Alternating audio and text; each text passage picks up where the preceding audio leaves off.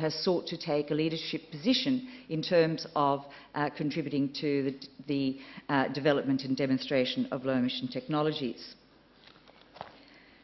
Coal 21 demonstrates our industry's acceptance of the need for a risk management approach, of course, to climate change.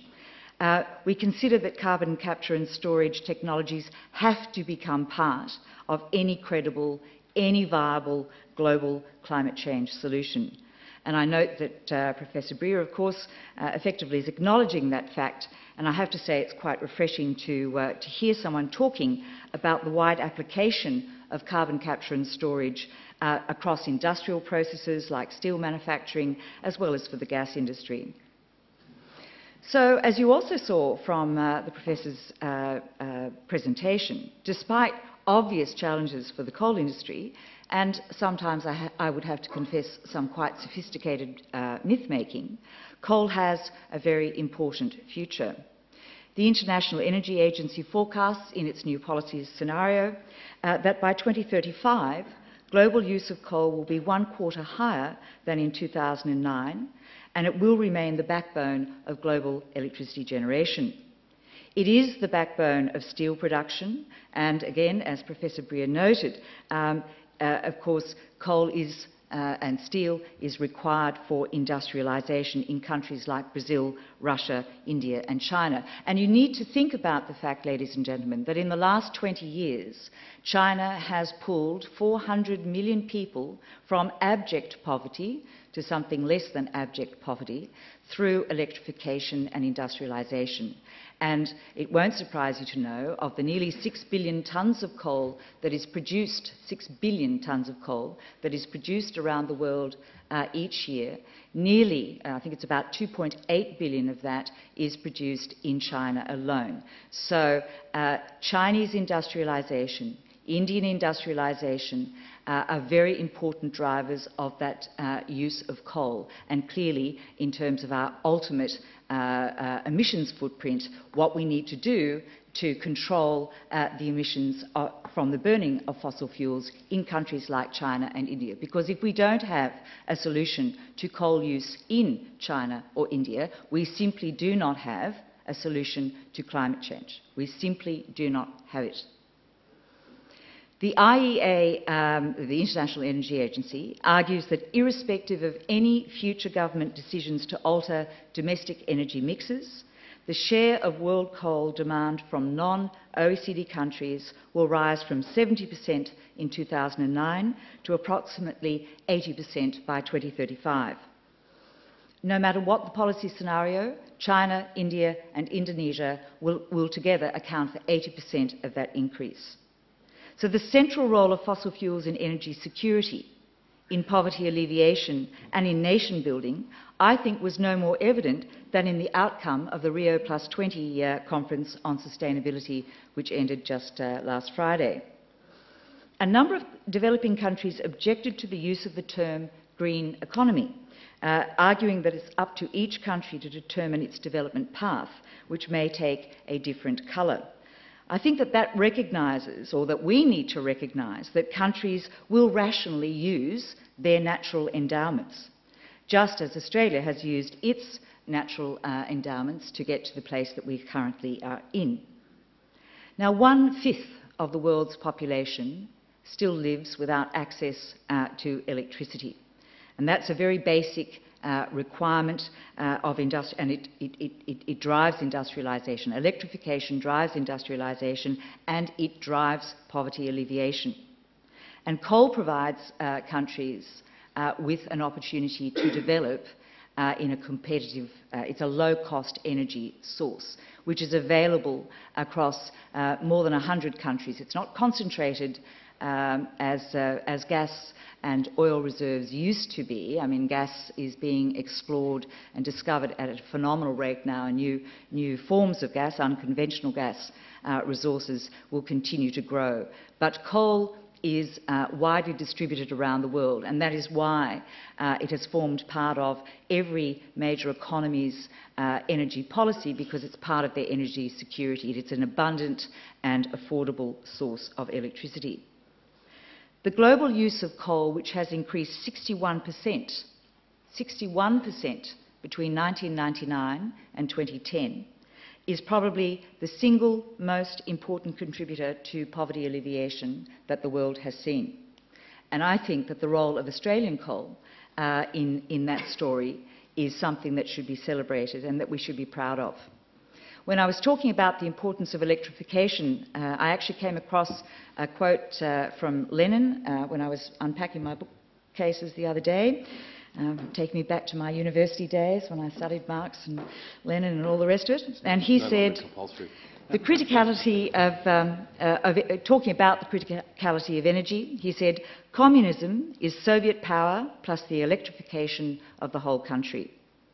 And I think that there is a very strong domestic outlook for coal in this country. It's still projected to remain Australia's most important energy export, accounting for approximately 3/4 of the growth of Australia's total exports by 2035, and that's coming from the Bureau of Resource Energy Economics. Coal will remain a major source of Australia's electricity generation for the foreseeable future. So in my mind, it's not a question of coal, gas, or no coal, no gas. There's an inevitable long-term role for fossil fuels, and the question is how we reconcile the reality of fossil fuel use, both globally and domestically, with the need to reduce emissions. What's the quickest? What's the fastest? What's the most efficient? What's the cheapest path to achieve that objective? We're going to be discussing carbon capture and storage technologies, I think, at some length in the panel. So I wanted just to make some brief concluding remarks about fugitive emissions, because it's not an area that is well understood by most people. When we think about the carbon tax, the coal industry will pay $18 billion between now and 2020 in carbon tax charges of an estimated $24 billion that will be raised in that period. So a very substantial amount. But that is not associated with the utilisation of coal. It's not associated with the burning of coal. It's associated with the mining of coal. So when you mine coal, in some instances, there are fugitive methane emissions associated with the act of mining. As you mine deeper, you tend to encounter more gas. And at the moment, where underground mines in Australia produce about 20% of the coal that we use and export, they contribute 70% of the industry's fugitive emissions, a very major area. For 10 years, the Australian Coal Association research program has been working to develop technologies to deal with fugitive emissions. And I think that you need to understand the two things that are happening. Methane underground is highly explosive, and we need only to think about the tragedy in New Zealand recently to understand what I'm talking about. So a mining process generally extracts methane before mining commences, and then once mining commences, we diffuse the remaining methane with oxygen, with ventilation air, that means that we have huge volumes of air in the mine to diffuse the remaining methane, which means we have very diffuse but large volumes of methane escaping from the mines. There are 12 power stations that are premised on using those fugitive emissions, and we will continue to develop those kinds of technologies so that we're actually making effective use of that important resource. But it will be a growing source of our greenhouse gas emissions in Australia, and it is a major challenge for our industry to be able to come up with technologies which are safe to apply underground. The work that's been done so far, and the research that's being done by the CSIRO and other scientific bodies along with the industry, says that that kind of technology is at least 10 years away from commercialisation. So that is a very big challenge for the industry. CCS is something that we'll deal with in a moment. I think that I want to say, not as an advocate for coal, but as a realist. Coal and gas are here to stay. We need to get to the very heart of the matter. We can't wish them away. We can't just assert that renewables are technically and commercially viable alternatives at this time at scale. The world is using and will continue to use huge quantities of fossil fuels, so developing and adopting the technologies to control their emissions can't be avoided, they can't be downplayed. Climate change policy settings should not discriminate between particular fuel sources or particular technologies, as the national interest is best served by having a portfolio of energy options and a portfolio of means of abatement. Only then, I think, can we guarantee energy security. Thank you.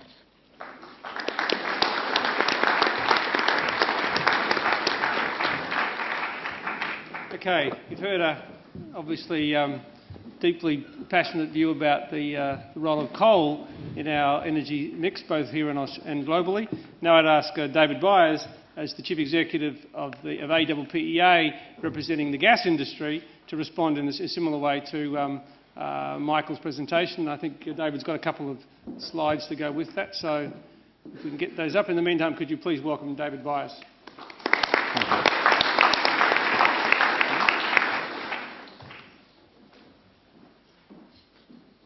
Okay, well, good evening, everybody, and thanks to Tony for the opportunity to join the discussion today.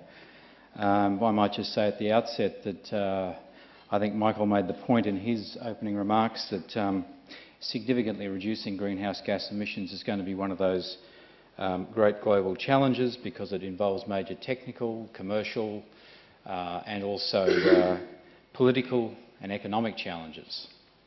And he skated through a few of those things along the way through. I'd certainly agree with all those points, but would submit to you that natural gas has got a vital role to play in the future, both globally and in Australia.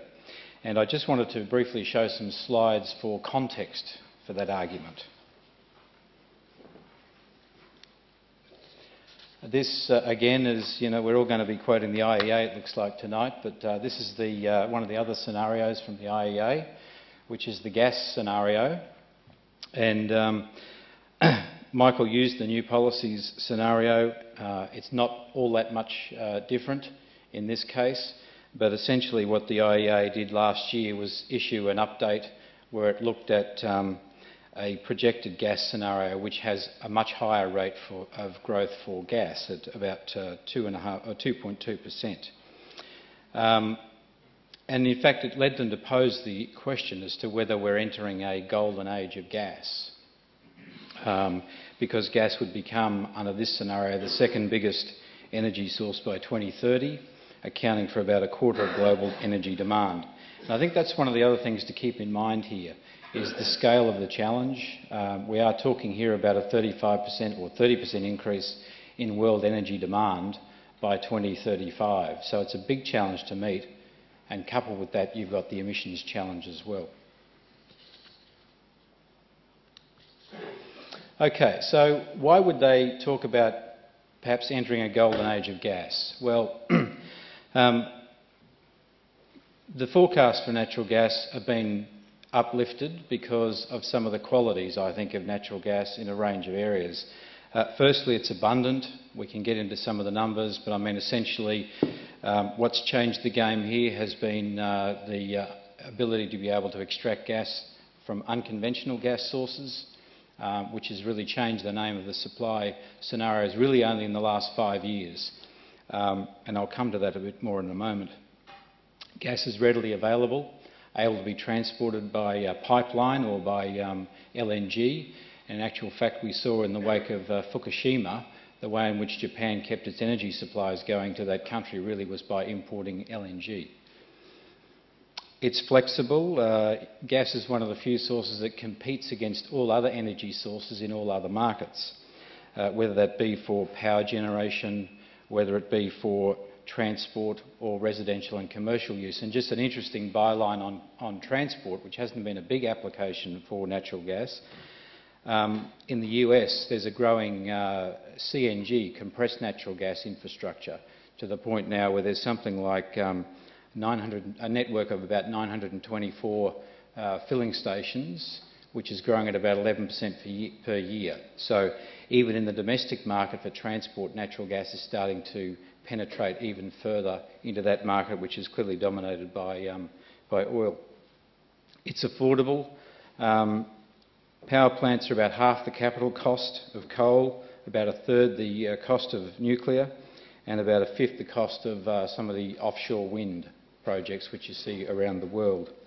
They're efficient. Gas-fired plants are around about 40% more efficient than coal, and we've seen some of those numbers, I think, in Michael's chart, so I won't belabour them. And finally, relatively clean.